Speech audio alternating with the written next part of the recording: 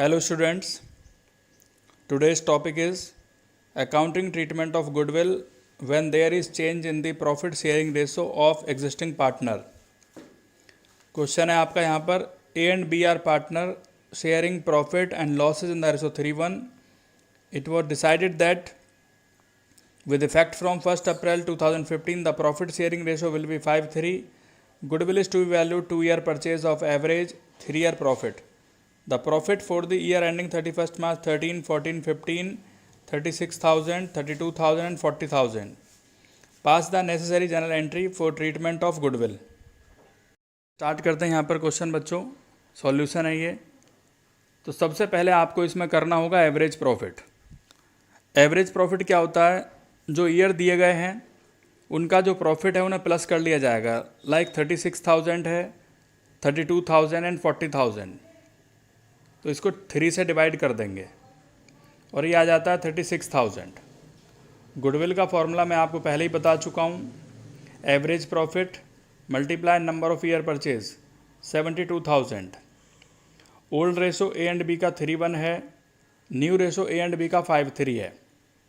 Sacrifice और gain, sacrifice का formula क्या होता है? Old ratio minus new ratio. Old ratio है 3/4 और न्यू रेशो है 5/8। आप इसमें एलसीएम लेंगे, 8 एलसीएम आएगा क्योंकि ये दोनों से कट जाता है, डिवाइड हो जाता है। 8 को 4 से डिवाइड करेंगे 2 और 2 3 जा 6। 8 को 8 से डिवाइड करेंगे 1, 1 5 जा 5, यानी 6 - 5 1/8। प्लस में आएगा तो सेक्रीफाइस है। बी का है 1/4 माइनस 3/8। 8 एलसीएम आ गया, 8/4 2, 2 1 जा 2। 8 को 8 से डिवाइड करेंगे 1, 1 3 जा 3।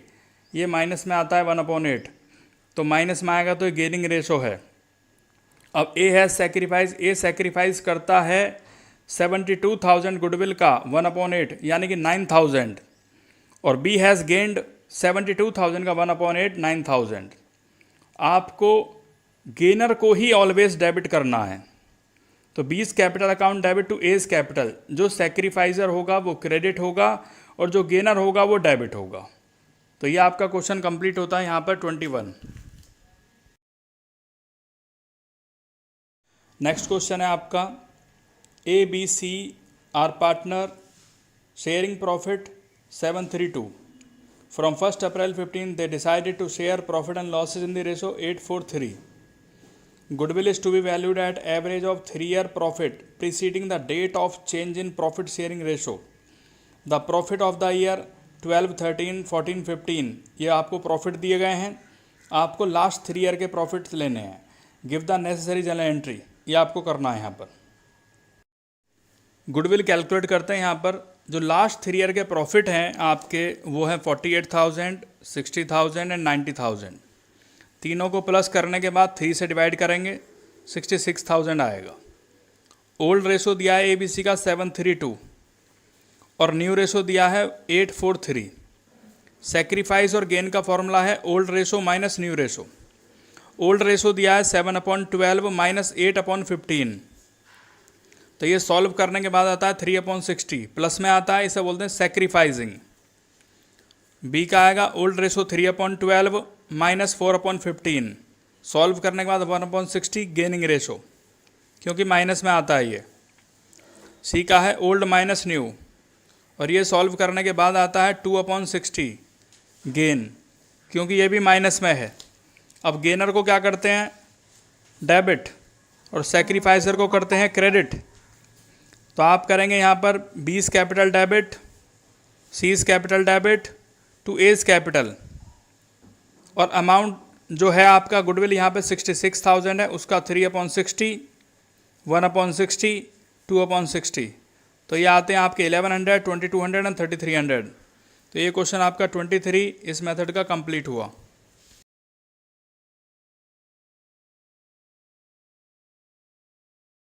नेक्स्ट मेथड है आपका accounting treatment of reserve and accumulated profit when there is a change in the profit sharing ratio of existing partner. Question है यहाँ पर A and B are partner in a firm sharing profit in the ratio 3:2। They decided to share profit in the ratio 3:4 with effect from 1st April 16. On that date, there was a credit balance 70,000 in their profit and loss account. Pass the necessary journal entry, assuming that partner decided to distribute the profit.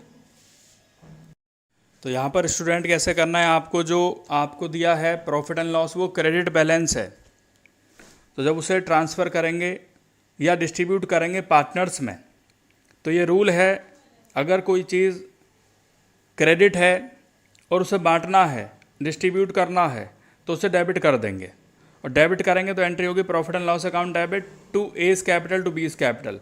Partners में distribute करना है और जो ratio दिया है वो दिया है 3:2, यानी 3 और 2 में से डिस्ट्रीब्यूट करना होगा। तो 70,000 का 3/5 42,000 और 70,000 का 2/5 28,000। तो ये क्वेश्चन आपका 24 कंप्लीट हुआ।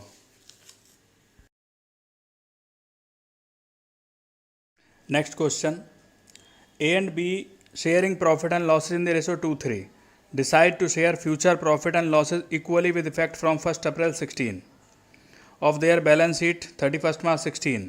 लाइबिलिटीज़ में है वर्कमैन कंपनसेशन रिजर्व। ये किसके लिए बनता है वर्कमैन कंपनसेशन रिजर्व? वर्कमैन के लिए, एम्प्लॉयज़ के लिए। Show the accounting treatment in the following alternate cases.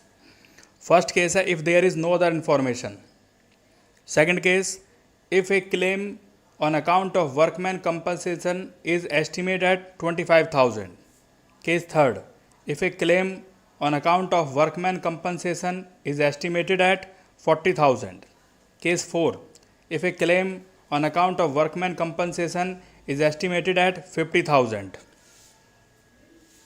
ध्यान से देखेंगे इस क्वेश्चन को, किस तरीके से क्वेश्चन हुआ।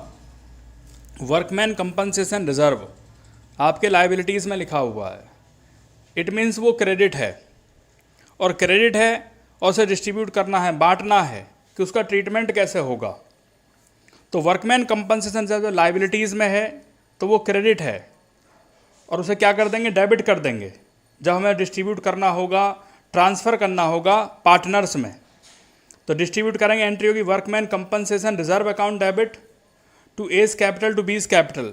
2 पार्टनर में डिस्ट्रीब्यूट करना है, और उसका रेशो दिया है 2:3, यानी 40,000 का 2/5 और 40,000 का 3/5। ये अमाउंट आ जाते हैं 16,000 24,000। सेकेंड केस है if A claim on account of workman compensation is estimated 25,000। अब हमारे पास जो रिजर्व है वो 40,000 का है, और जो क्लेम है वो 25,000 का है। तो 25,000 तो क्लेम में चले गए, कितना अमाउंट रह गया? 40,000 में से 25,000 क्लेम में चले गए, हमारे रह गए 15,000। वो 15,000 हमें ए और बी 2 पार्टनर में डिस्ट्रीब्यूट करना है 2 और 3 के रेशो में। तो एंट्री बनती है workman compensation reserve account debit 40,000, इसमें से 25,000 to provision for workman compensation claim में आ गए। अब 40,000 में से 25,000 तो आपके क्लेम में आ गए, अमाउंट रह जाता रिमेनिंग अमाउंट 15,000। उस 15,000 को डिस्ट्रीब्यूट करना है ए और बी में 2 और 3 के रेशो में, यानी 15,000 का 2/5 6,000 और 15,000 का 3/5 9,000। ये अमाउंट इस तरीके से आ गई आपकी यहाँ पर। थर्ड केस है if A claim on account of workman compensation is estimated 40,000, यानी हमारा जो क्लेम आया वो 40,000 का है, और रिजर्व भी हमारे पास 40,000 का है, तो यानी कुछ अमाउंट नहीं बचा, तो पार्टनर्स में कुछ भी डिस्ट्रीब्यूट नहीं होगा। इसलिए एंट्री बन जाएगी workman compensation reserve account debit to provision for workman compensation claim, पूरा 40,000। फोर्थ केस है, और फोर्थ केस में लिखा हुआ है कि if A claim on account of workman compensation is estimated 50,000। अब स्टूडेंट हमारे पास जो रिजर्व है वर्कमैन कंपनसेशन का वो 40,000 का है, और क्लेम आया 50,000 का, तो हमें 10,000 का लॉस हो गया, जो अमाउंट हमें अपने पास से देना पड़ेगा। तो जो लॉस हुआ है वो किस नाम से लिखा जाएगा? वो लिखा जाएगा रीवैल्यूएशन के नाम से। आपको याद रखना है वो लॉस किस नाम से लिखा जाएगा? रीवैल्यूएशन के नेम से लिखा जाएगा। तो पहला होगा workman compensation reserve account debit 40,000, क्योंकि क्लेम 50,000 का आया है, तो 40,000 तो रिजर्व में से चले गए, बाकी 10,000 रुपये का हमें लॉस हो गया, तो वो लेंगे आप revaluation account debit 10,000 to provision for workman compensation claim 50,000। अब ये जो लॉस हुआ है 10,000 का, इसको पार्टनर बियर करेंगे। अब ये लॉस है, लॉस होता है डेबिट, जब इसे डिस्ट्रीब्यूट करेंगे तो ये क्रेडिट हो जाएगा। और डेबिट कौन होंगे? जिनमें डिस्ट्रीब्यूट करना है, यानी कि A capital debit, B capital debit to revaluation, और उसे आप बांटेंगे जो आपका 2 और 3 का रेशो दिया है, यानी कि 4000 और 6000, ये अमाउंट आपका आ जाएगा। ये